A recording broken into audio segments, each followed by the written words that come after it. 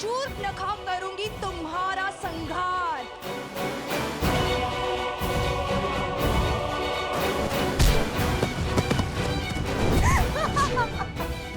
लो कुश, जानती हूं कि हर माया की काट खोजने में सक्षम हो तुम दोनों।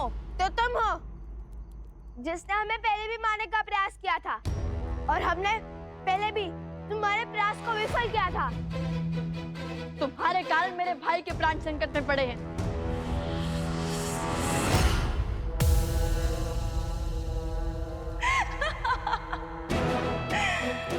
उस समय तो केवल प्राण संकट में पड़े थे, परंतु आज तो पखेरु हो जाएंगे, तुम्हारे भी और तुम्हारे भाई के भी। आज साम दाम दंड भेद सारी युक्तियां लगाकर, सारी शक्तियां लगाकर रघुवंश के कल और कुल का अध्याय ही समाप्त कर दूंगी मैं।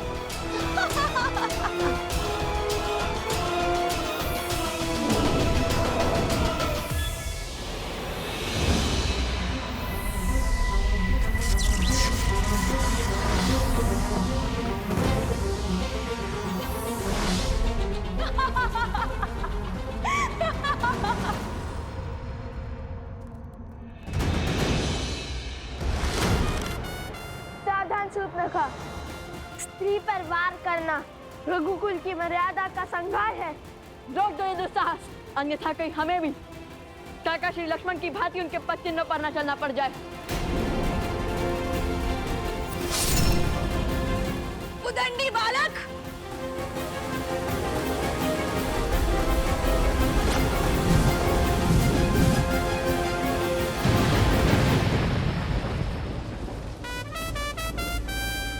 असंभव।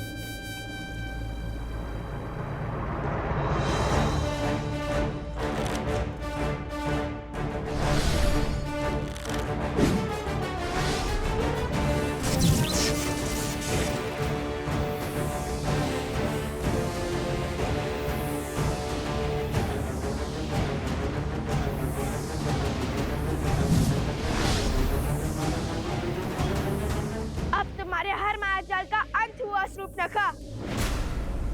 अब तुम कोई खेल नहीं खेल सकती, कोई स्वांग नहीं रच सकती।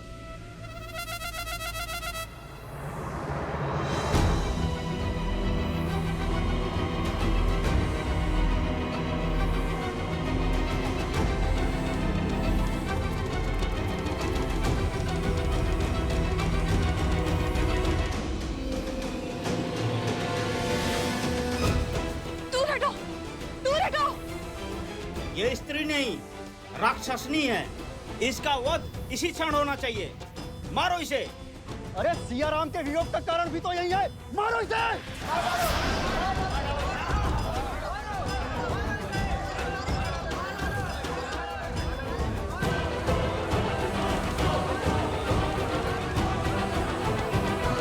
मारो इसे। नहीं।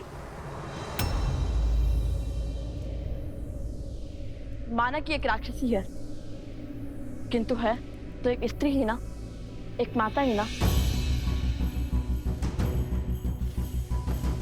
धरती पर प्राण देने वाली स्त्री का मन कोमल होता है, उसका मन सबसे विशाल होता है, जो स्वयं असहनीय पीड़ा सहकर अपने संतान को जीवन दान देती है। और स्त्री का वध वेदों में, शास्त्रों में जघन्य अपराध माना गया है। आप ज्ञान के केंद्र मिथिला की प्रजा हैं और धर्म की रक्षक मैथिली के प्रिय हैं। आप इस पाप के भागी मत बनिए और मेरी मानिए, इसे जाने दीजिए। महाराज जनक की पावन धरा पर एक स्त्री का रक्त बहाना शुभ नहीं होगा। लवकुश का कथन उचित है। प्रकृति कुकर्म का दंड स्वयं देती है और इसे भी इसके कुकर्म का दंड अवश्य मिलेगा। जाने दो इसे।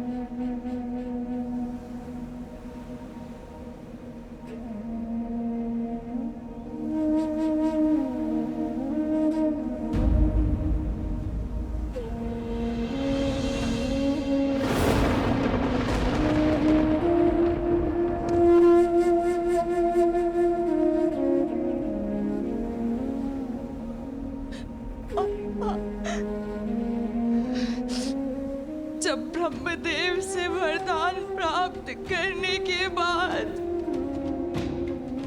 इस भूमि पर आपने अपने पांव रखे थे और आपने अपना दिग्विजय आरंभ किया था।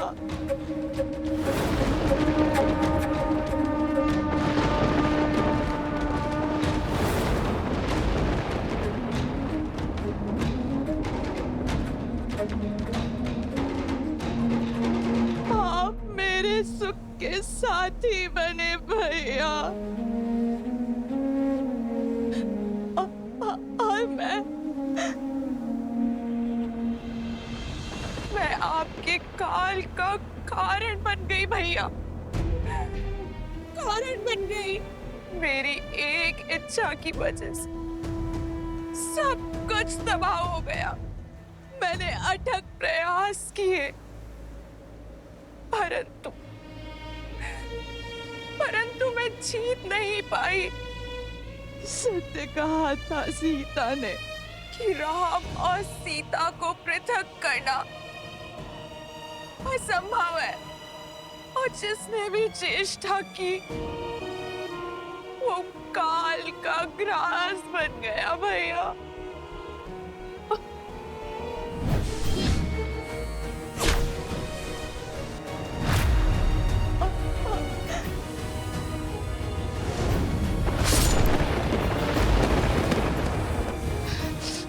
मारो इसे। नहीं, माना कि एक राक्षसी है, किंतु है तो एक स्त्री ही ना। और मेरी मानिए, इसे जाने दीजिए। और आज उन्हीं राम और सीता के पुत्रों ने मुझे बचाया।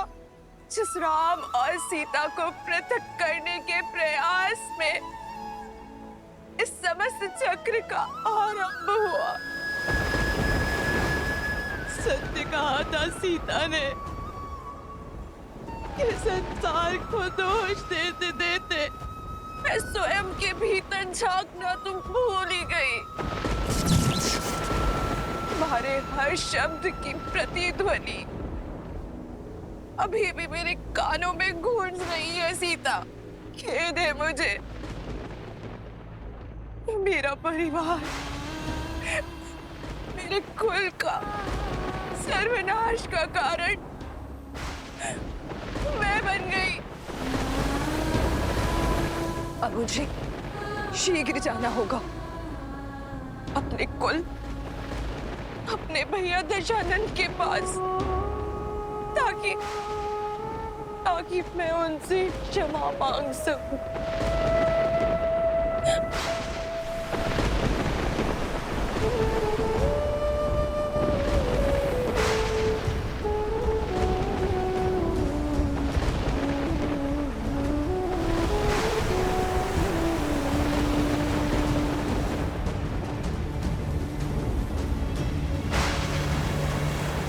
जय श्री राम।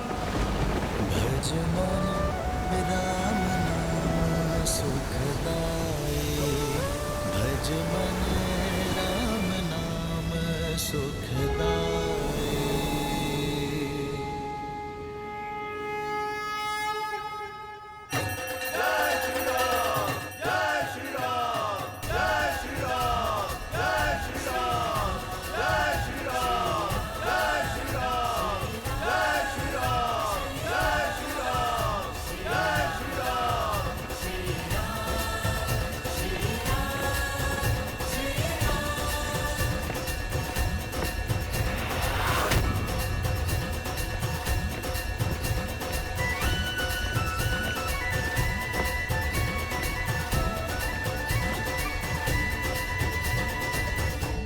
तो देवी सीता के लिए महारानी के राजवस्त्र और मुकुट भी जा रहा है। अब तो अपनी योजना बताओ। अनेक और धीरज रखो मित्र, कुछ ही क्षणों में उचित समय हमारे समक्ष होगा।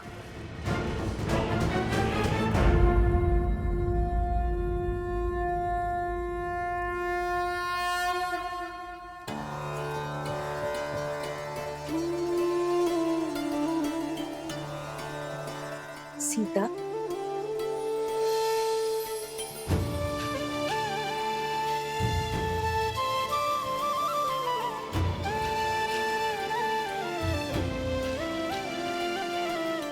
माता,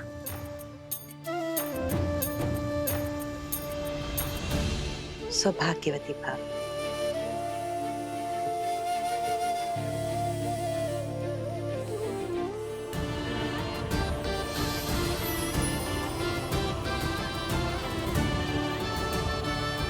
संपूर्ण अयोध्या अपनी महारानी सीता को देखने के लिए आतुर है।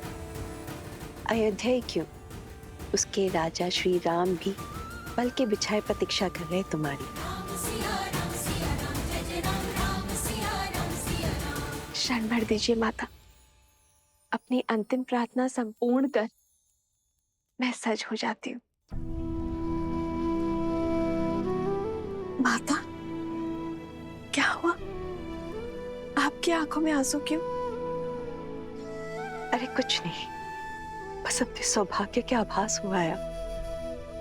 सच सीता, ये सौभाग्य है हमारा, राम का, अयोध्या का, कि तुम हमें मिली। प्रजा के लिए महारानी माता समान होती है। अब पुनः अयोध्या को अनाथ करके मत जाना सीता।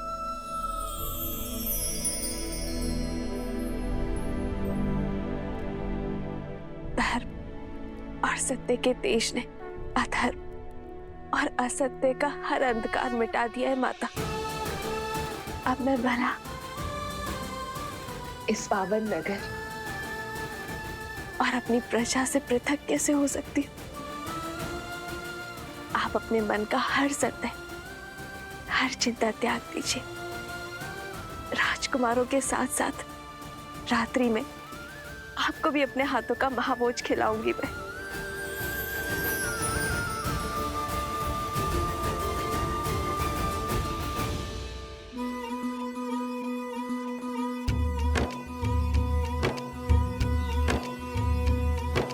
महावेगी सरयू के किनारे पावन बड़ा है एक नगर, जहाँ सूर्य वंश की महिमा से है रची बसी हर राह डगर। प्राण जाए पर वचन न जाए, प्रण पाले हर योद्धा है। जहाँ धर्म का सूरज उगता है, उसका नाम अयोध्या है, उसका नाम अयोध्या है, उसका नाम अयोध्या है।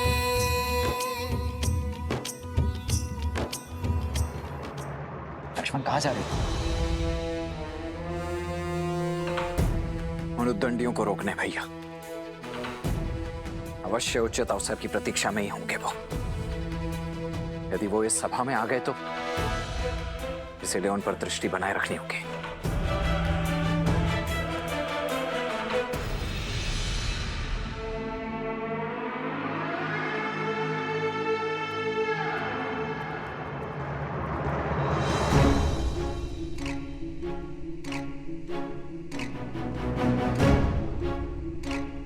क्या हुआ? वो देखो राजनुज लक्ष्मण अवश्य हमें रोकने के लिए आए होंगे, ताकि हम सभा में जाकर महाराज से प्रश्नों के उत्तर ना ले पाए। कुछ सोचो।